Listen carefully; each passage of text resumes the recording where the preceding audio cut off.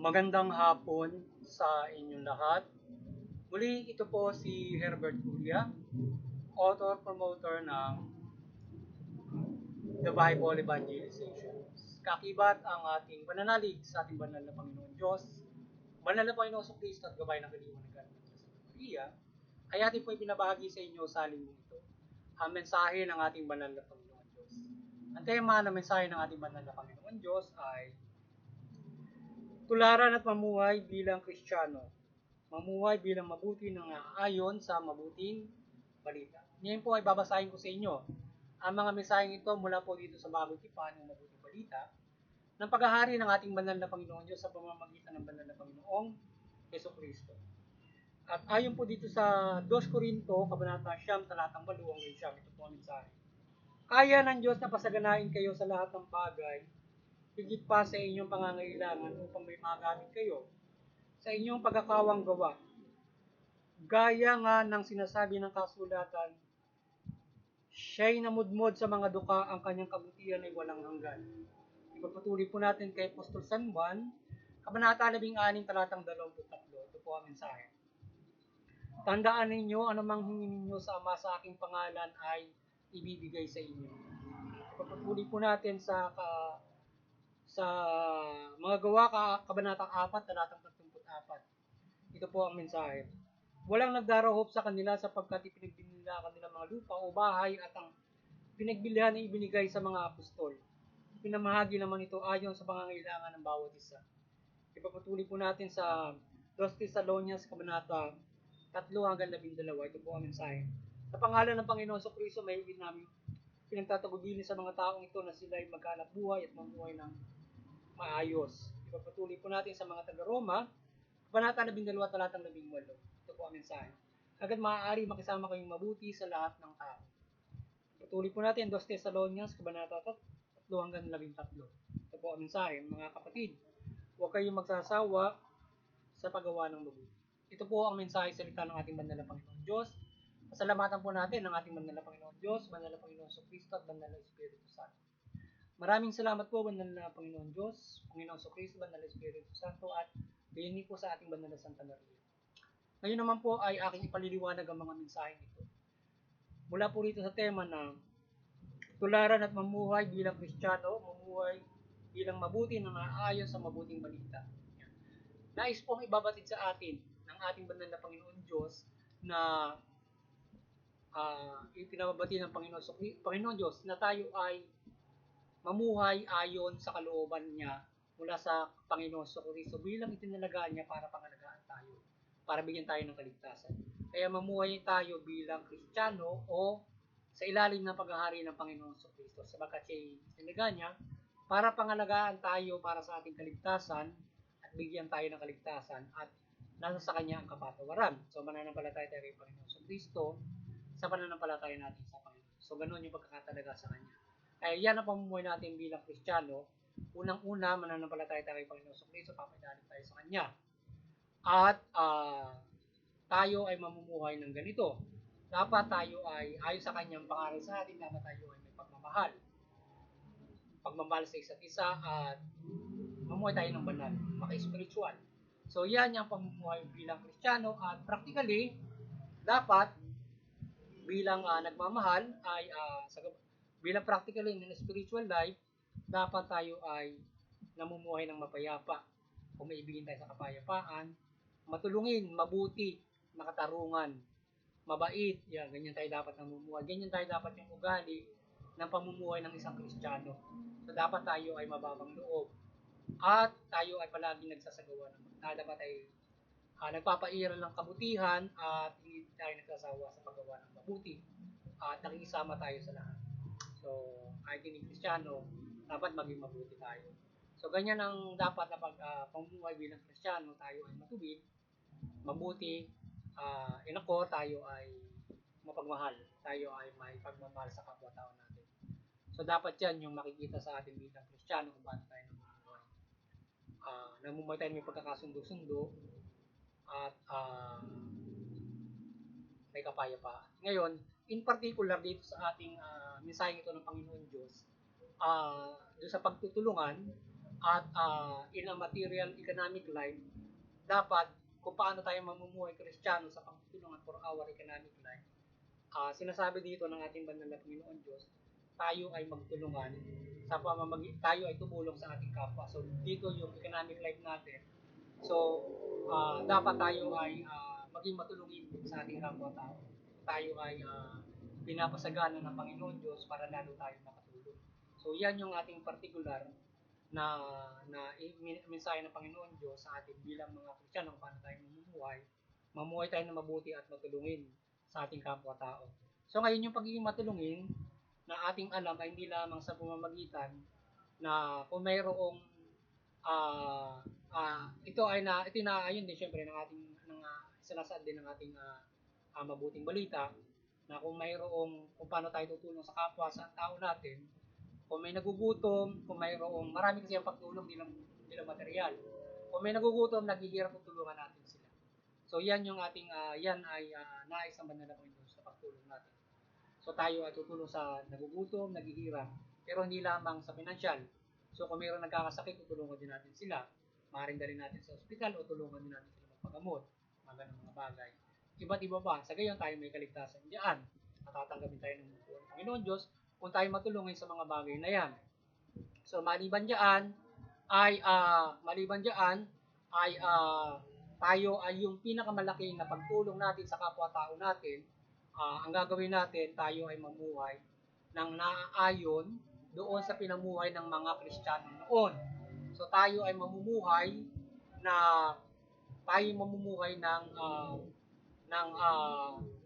pagtutulungan sa mas malaki na pagtutulungan ay yung ginawa ng mga Kristiyano noon. In idea, pinagkaisin nila yung yaman nung lahat. So yung kung anong meron sila, pinagkaisin nila at i-distribute nila ito fairly para makapamuhay sila at wala magdaro sa kanila. So ngayon ay yun ang pinakang ideal na pagtutulungan na ginawa ng mga Kristiyano. So sila ay parang nag-back to zero at namuhay sila, pinag-isin nila yung kanilang mga kayaman at ganoon sila nagtulungan sa pamumuhay. But ang pinakamahalaga na pagtutulungan ay ang pagtutulungan na yan, ideal na yan, ay ating marirealize sa panahon ngayon through the implementation of human rights. So angkop siya. Yung ideal na ginawa ng Kristiyano na pagtutulungan ngayon, noon, ay marirealize natin ngayon mga Kristiyano at hindi lang natin mga Kristiyano. Pati iba-ibang relihiyon makapamumuhay tayo ng ayon sa karapatan na pinumuhay noon through the human rights na implement ngayon, yung human rights implementation. So yung human rights na yan ay umaangkop doon sa pamumuhay ng mga Kristiyano noon. So i-implement na lang yan, we will not back to zero. Hindi na tayo mga Kristiyano o ibang mga tao ay pag-iipunin natin sa isang yaman yung ating mga pera, yaman, at i-distribute natin ng pantay-pantay. Hindi na ganun. Mayroon tayong pamahalaan na ginawa ang Diyos, i-implement na lang niya yung human rights. How? So yung human rights standardization para may pare-pares tayong para meron tayong standard na pamumuhay, para wala nagdaroko. Just simple as that. Instead of backing to zero, papamahagi yung mga yaman para mag-distribute fairly. So we will live from the human rights na namuhay nun. Yung human rights ngayon, i-implement na lang yun sa standard right. Halimbawa, paano standard right? Sa pamamagitan, halimbawa, kinakailangan mong sweldo 40,000 for every minimum wage 40,000, mamumuhay ka according to rights. So yun, makakapag-avail ka na ng bahay, lupa, yan ang basic rights na meron tayo. So wala magdarako. Kung ganun yung pamumuhay mo, i-implement na lang. Kaya tayo mga Kristiyano, magtulungan tayo, hindi lamang tayo hihikayat natin ng ibang mga relihiyon na gayahin nyo tularan ng mga Kristiyano sa gabay ng Panginoon Diyos through Jesus Christ na mamuhay tayo ayon dito. So, pagtulungan tayo, lalong-lalo na tayong mga Kristiyano, gamitin natin yung ating yaman kung mayroon tayong yaman para ma-implement ang human rights. And then, i-implement ng government yan at para ma-realize na ma-implement ng government yan, according do sa kung saan namang wealth at power meron sila, tayo dapat makikisa mga namumuhay. Susuportahan nga natin yan. At halimbawa, yung in wealth, syempre, ang unang-una dyan ay yung mayayaman ay makikisa sapagkat sila may malalaking negosyo. So sa ngayon dapat ay magpapasahod ka according to rights. Halimbawa, 40,000, Ganun dapat para makapamuhay ayon sa karapatan ng lahat. How you distribute your wealth or how you help through the standardization, 40,000 naman. Ganun mo sisikapin ang negosyo mo kung mayaman ka. Hindi na natin tatanggalin ang ating lahat ng yaman para tayo makasunod sa kalooban ng Panginoon sa Kristo. Implement na lang natin yung human rights as para kung tayo ay mayaman, makapagpasweldo tayo dun sa ating mga negosyo. Simple as that. Or else tayo ay tutulungan ng gobyerno para tayo ay mayroong hanap buhay o negosyo.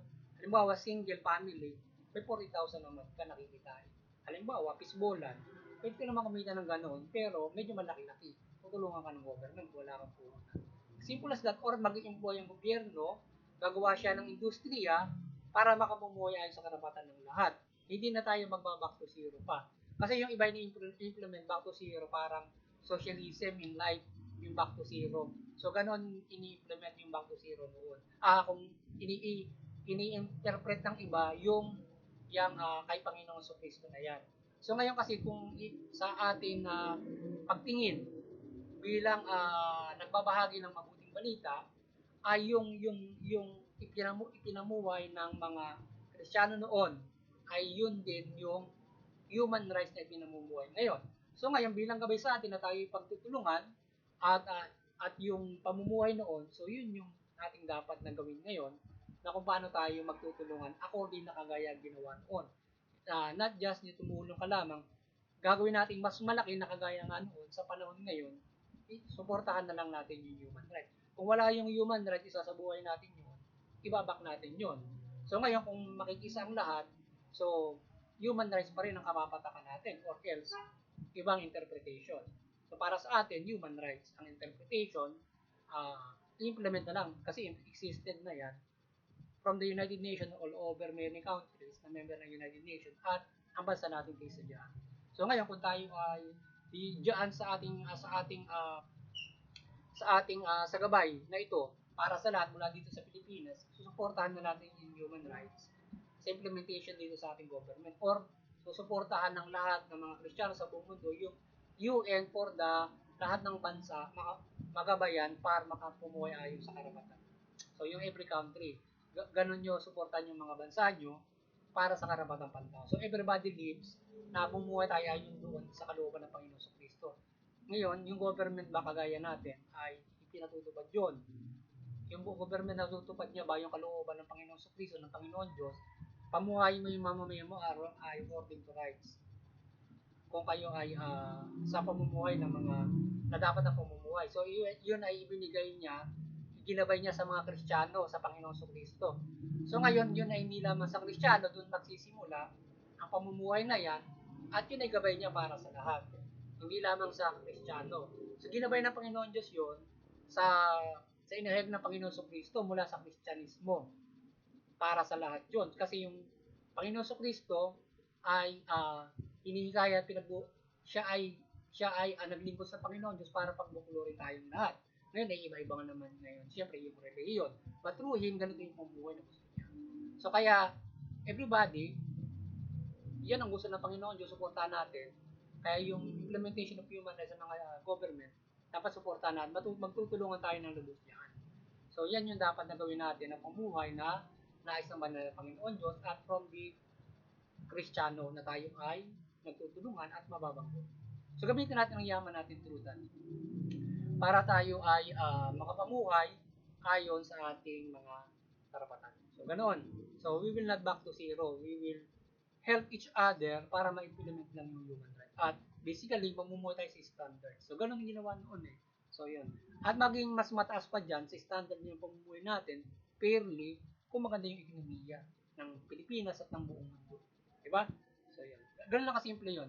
Sa gabay ng Panginoon Diyos na kung paano tayo mamumuhay through pagtutulungan at our economic life. So yung pinakamalaking picture niyan, yung ginawa ng mga apostol noon. But basically, syempre, kapag may nagugutom, kapag may naghihirap, tutulungan mo. Pero to sustainable, dapat yung human rights. Magtutulungan tayo sa human rights. Yun. Para ma-realize natin yung ginawa ng mga Christian noon. Pwede natin sa buhay ngayon yan through human rights. Ganun na kasimple yun. So yun at tayo ay mamuhay ng, ang mga Kristiyano ay masipag. So, hindi tayo tamad. So, dapat yan ay maging ehemplo bilang pangaral sa atin ng Panginoon Diyos. Dapat tayo masipag tayo, hindi tayo tamad. Marunong tayo maghanap ng trabaho. Marunong tayo magtrabaho. At kailangan, tayo nagtatrabaho, nagnegosyo, dapat nagtutulungan tayo na mayroon tayong standard with the government. Kaya mga nasa gobyerno, yung mga Kristiyano diyan, kay magabayan ng aking mabuting balita, sundin niyo ang Panginoon Diyos kahit kayo ay may pag-reliyon. Mamuhay tayo ayon sa karapatan. Lalong-lalo na yung mga hindi naniniwala sa Diyos, sila lalo silang nag-implement ng ganyan, yung mga karapatan na yan, or even hindi pa diyan. So may mga ganoon na hindi naniniwala, pero gusto naman ng pamuhay na ganyan. Pero tayo, lalong-lalo na tayo, na mga naniniwala, dapat lalo nating i-pursue na ipamuhay ng buong mundo yan, nila ang ating mga Kristiyano. Sa atin na sinimulan ng Panginoon sa Kristo yan. Hindi doon sa aral ng ibang relihiyon o sino man, para mamuhay tayo ng according to rights or mamuhay tayo ng pantay-pantay. Ganoon. So, yun. So, hindi tayo naglaro. So, ngayon ay dapat tayo ay matuwid at tayo ay hindi nasawa. So, dapat kanya tayo may matuwid, tulungin, etc. at mababang loob sa pagtulong. So, sana muli nagabayan na naman kayo at naliwanagan ng Panginoon sa Kristo ang inyong buhay at espiritu at magabayan kayo sa kaligtasan mula pang araw-araw na pamuhay hanggang sa buhay na walang hanggan. Mula pang sa buhay natin hanggang sa buhay na walang hanggan. At mula sa 1,000 taon na tayo makaisadyaan sa mga maaaring di mamatay o unang bubuhayin for the 1,000 years. So sana tayo makaisadyaan at maliwanagan kayo at talimayan natin ang mabuti. So sana patuloy na gabayan tayo ng kaliwanagan ng Panginoon Diyos, Panginoon sa Kristo, Banal na Espiritu Santo, at patuloy niyang isugo ang Banal na Santa Maria, tayo gabayan ng kaliwanagan at pagmimilagro sa ating pagbabahagi ng mabuting balita. At kayo ay aking mahikayat, kakibat ng Banal na Santa Maria o iba't ibang milagro ng Panginoon Diyos sa pagtaniman ng mabuting balita at kayo mabuklod sa pagtaniman ng mabuting balita at maliwanagan kayo. At magkaroon kayo ng kaligtasan sa inyong buhay, sa lahat. Lalo-lalo na sa paggabay natin sa pamahalaan. At muli, doon sa Interfaith Unity, maliwanagan kayo ng Banal na Santa Maria, magkaisa tayo sa ating mga relihiyon. Unawain natin ito, iwasan natin yung mga sigalutan, hindi pagkakaunawa na uwi sa karahasan, digmaan, bagkus tayo ay papahiran ng pagkakaisa, kapayapaan, pagmamahalan, pagtutulungan. Yan. At nakagagabay tayo sa family, community, bansa, buong mundo, mga lahi, lipi. At lalo sa mga kapamahalaan, paano sila mamahalan ng mabuti, pagpapatubad ng karapatang pantao, legalidad. So, yan, na yung legal peace, yung kapayapaan mula sa legal, practical, ay nakatutulong para sa para tayo ay hindi nagkakaroon ng mga mauwi sa karahasan o awayan yung ating mga digma. Bagot pagrespeto tayo ng pamahalaan at kayo hindi naman higit sa lahat ay doon sa ating mga paniniwala na tayo ay banal, na marunong at bukas na makipag-isa sa kapayapaan sa iba't ibang mga relihiyon, even may magkakaiba tayong pananampalataya. As aking munting kakayaan, sa CBCP and Vatican Church, sana patuloy po kayong maliwanagan ni Banal na Santa Maria at patuloy niyo po ang pagbuklurin ang sangkatauhan sa pananampalataya kay Panginoon Diyos, wala Panginoon sa Kristo at mabuting balita. Sa ating munting kakayanan, sana patuloy po tayong gabayan ng ating banal na Panginoon Diyos, Panginoon sa Kristo, Banal na Espiritu Santo, gayuni po ng Banal na Santa Maria, at sana ay patuloy tayong gabayan ng milagro at kaliwanagan at pagmimilagro ng Banal na Santa Maria, at kayo ay aking patuloy na magabayan at maliwanagan at talimayan ng mabuting balita, mabuklod po kayo sa pananampalataya kay Panginoon sa Kristo at Panginoon Diyos. At lalong-lalo na yung mga kapamahala, magabayan kayo at mamahala kayo riyan ng mabuting matuwid at ayon sa karapatang pantao mula sa Pilipinas at iba't ibang mga pamahalaan sa buong mundo. At muli, sana yung mga kapamahala maliwanagan kayo ng Mother Mary at mabuting balita ng Panginoon sa Kristo, at kayo ay mamahala ng mabuting matuwid, tugunin niyo yung karapatang pantao, patas na hustisya, sa kayo makikinabang ninyo mamaya. Mamumuhay sila ng mapayapa, maunlad, masagana, ayon sa karapatan. Higit sa lahat, makakapanampalataya sila sa ating Panginoon Diyos mula Panginoon sa Kristo at magkaroon ng kaligtasan spiritual, at higit tayo mamuhay ng maunlad sa gabay ng Panginoon Diyos. At muli, sana patuloy tayong pagpalain, protektahan ng Panginoon Diyos mula Panginoon sa Kristo at patuloy na kayo ay aking hinihikayat na magpuri at magpasalamat sa ating Panginoon Diyos. Wala Panginoon sa Maganda nga po sa inyo lahat. God bless.